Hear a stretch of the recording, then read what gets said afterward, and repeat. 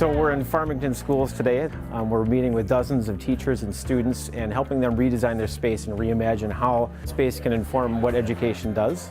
On here, we've added a gigantic glass wall into this classroom here. To walk into today and see all these stations set up around certain learning spaces and to have multiple architects at each table, I mean, I was actually blown away. I thought we were just going to sit down and talk about stuff. I'm like, this is serious. We're really going to get after this. So we really build the day into 3 different parts. We spend the morning doing what we call Discover, where we look at different ways that things are happening and the different ways that space can shape school. Then we move into the design phase, where we really brainstorm with the educators about how they might do things differently, how their spaces could change, and see what we could do with the spaces that they have now. What are some things you guys are thinking that you'd want for these 3 classrooms? We get to design what we're going to be teaching in and kind of get to decide what it will look like for our students. And we know our students, so letting us kind of have our say in it and give our opinions is really nice. This chair is called a node chair, and it tends to be very popular with maybe 5th graders at the youngest age. That's what I would say.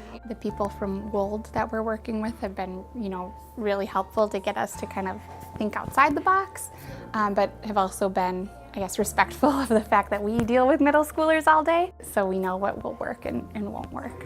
And then in the afternoon, we actually help them implement them. So we construct them in the computer and make 3D models and renderings so that we can all present the work to the rest of the group.